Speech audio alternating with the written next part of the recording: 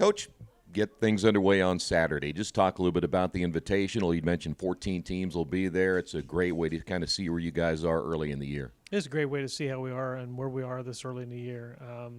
The kids have put some mileage in with our assistant coach, Hunter Lambright. He met with them during the summer and did all the conditioning and did a fantastic job. So the kids have put the time in, put the distances in. So we're kind of looking forward to see where we are on Saturday. And you had a lot of youth last year and a lot of young kids running.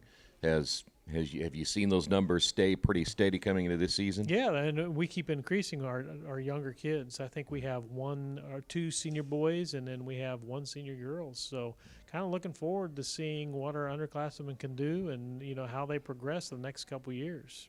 Talk about the course itself out at IU East. What do you like about it, and what are some of the disadvantages to running that course this early?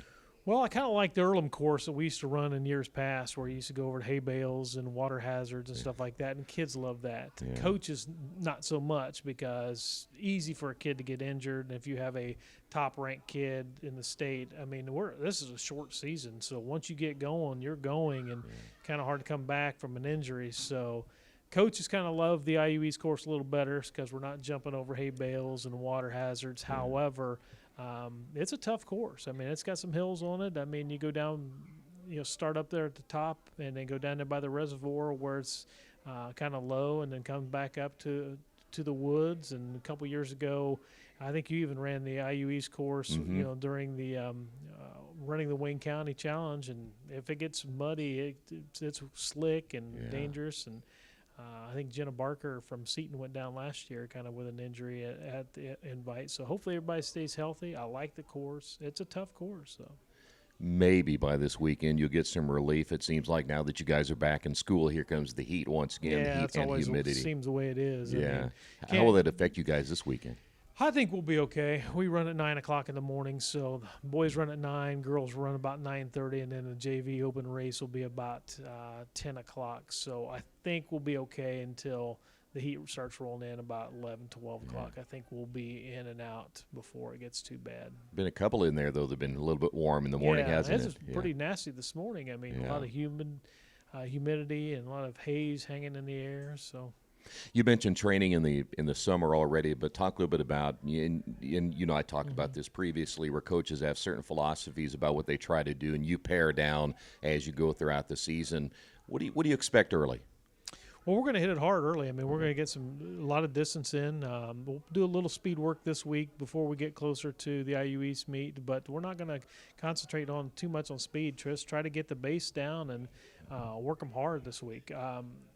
I always want our meet to run well. I don't really care how we run. I want the meet to run well. I want people to come to Richmond and say, hey, that was a well-ran meet. Sure. So we're concentrating a little bit more on that this year than we have in the past, and trying to make sure that everything goes smoothly, and making sure that kids are prepared to run. Can you drop some names for us just a little bit, maybe on both the boys and girls side, of some runners we'll watch for? On the boys' side, our probably number one runner this year so far is Julian Reeves, and Logan Tilton. He is running well, with T.J. Hinnemeyer being up there as well, and Zach Harrison. Those are all some guys running well. Julian's a sophomore. The others are juniors, and then our two seniors, Braden Whited and Austin Williams have run well as well. Yeah. On the girls' side, it's kind of tricky right now. I think our best runner right now going into the season is probably freshman Maddie Freeman. Really? She ran at Seton as a middle school and comes here to the high school. She's running really well. She's putting the distance in and struggling with some of the longer distances, but when we cut it back down to 3 miles, I think she'll do well. Once we get up to 6, 7, 8 miles, she's struggling a little bit because she weighs all of like 75 pounds. And, so I think once the temperatures drop down, she gets the base in, I think she's going to have a fantastic season. Before I let you go, let's talk a little bit deeper into the season. You always have some pretty tough ones out there, and you go on the road pretty much the entire season. Yeah. That's tough, and you go against some very difficult places. Talk about your schedule this year. Well, this Saturday we are at IU East. We'd love to have everybody out. The next Saturday we go to the Rushville Invitational, and then the next Saturday is the Marion Invitational at Indiana Wesleyan. Last year they had 1,300 runners. Wow. They have different divisions. They have an elite division. All the top runners in the state are expected to be at this race. It will be huge, and it's a pancake flat course, so the times are always extremely fast. Yeah.